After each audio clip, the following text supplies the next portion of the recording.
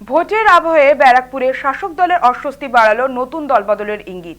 উত্তর ব্যারাকপুর পুরসভার তৃণমূল কাউন্সিলর শ্রাবণী কাশ্যপ তৃণমূল ছেড়ে বিজেপিতে যোগ দিতে চলেছেন বলে প্রকাশ্যে জানালেন। তার সঙ্গে একই পথে হাঁটছেন স্বামী মৃন্ময় কাশ্যপও। এই ঘোষণাকে ঘিরে রাজনৈতিক মহলে শুরু হয়েছে জোর চর্চা। সোমবার শ্রাবণী ও মৃন্ময়ের বাড়িতে হাজির হন ব্যারাকপুরের প্রাক্তন সাংসদ তথা বিজেপি নেতা অর্জুন সিং। তার উপস্থিতিতে এই দম্পতি স্পষ্টভাবে তৃণমূল ছাড়ার সিদ্ধান্তের কথা জানান। সম্প্রতি উত্তর ব্যারাকপুর পুরসভার চেয়ারম্যানের বিরুদ্ধে দুর্নীতির অভিযোগ তুলে সরব হয়েছিলেন শ্রাবণী। স্বামী মৃন্ময় কাশ্যপ একসময় রাজ্যের প্রাক্তন খাদ্যমন্ত্রী জ্যোতিপ্রিয় মল্লিকের ঘনিষ্ঠ বলে পরিচিত ছিলেন। সেই সূত্র ধরেই তার বাড়িতে সিবিআই ও ইডি তল্লাশি হয়েছিল বলে রাজনৈতিক মহলে আলোচনা রয়েছে। রবিবার অর্জুন সিং এর উপস্থিতিতেই জ্যোতিপ্রিয় মল্লিককে কটাক্ষ করেন মৃন্ময়। যদিও বিজেপিতে যোগদানের নির্দিষ্ট সময় এখনো জানাননি তিনি। এদিকে এই দলবদলকে বিশেষ গুরুত্ব দিতে নারাজ তৃণমূলের স্থানীয় নেতৃত্ব। তবে ভোটের মুখে ব্যারাকপুরের শাসক দলের অন্দরে ফাটলের ইঙ্গিত মিলছে বলে মনে করছেন রাজনৈতিক পর্যবেক্ষকদের একাংশ।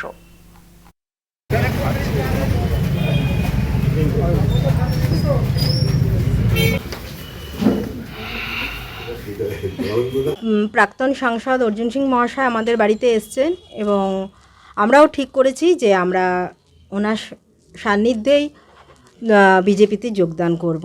তৃণমূলের থেকে আমরা যেভাবে অপমানিত হয়েছি, যেভাবে অবহেলিত হয়েছি, এগুলো সহ্য করার মতন নয়।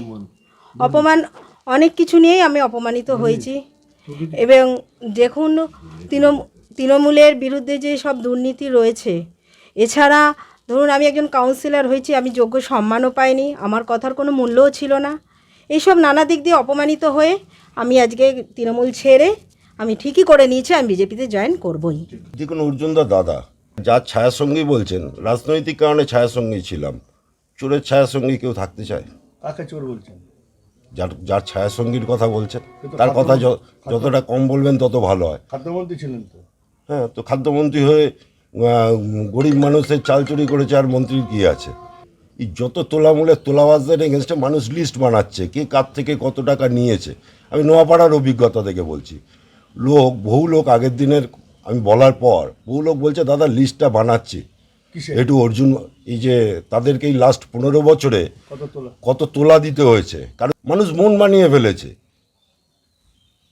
বিজেপিতে যাচ্ছেন? অবশ্যই যাচ্ছি। কবে যাচ্ছেন? সেটা বিজেপি ডিসিশন নেবে, বিজেপি দল ডিসিশন নেবে। বিজেপি অনেক বড় দল, আপনি চাইলেই গিয়ে কালকে গিয়ে ঢুকে পড়তে পারবেন না। কি তৃণমূল নাকি? তৃণমূলের বিরুদ্ধে আপনার বক্তব্য শুনলাম, ঝাঁঝালো বক্তব্য। তো তৃণমূলের থেকে আপনি কি তৃণমূলের বিরোধিতা করবেন? তাহলে আপনাকে ভাবতে হবে এই তৃণমূলকে সর্বনাশ করার জন্য যে মানুষের একটা ইচ্ছা সারা বাংলায়। আপনি যে অ্যাপ্রোচ করলেন সেই অ্যাপ্রোচে কি এরা সাড়া দিল? সেটা দেখুন, আমি সেদিন ইনাদের বক্তব্য শোনার পরে আমার পরের দিনই আমার আসা উচিত ছিল, আমার 3-4 দিন লেট হয়েছে। আমি ওনাদেরকে বলেছি, এবার সবটা ডিপেন্ড করছে ওনাদের উপরে, ওনারা কি চাইছেন না চাইছেন সবটা তো ইনাদের উপরে আছে। আমার কোনো জোর জবরদস্তি, হ্যাঁ ওনার হাজব্যান্ড সঙ্গে আমার পুরনো বন্ধুত্ব ছিল, ছোট ভাই মতন আছে।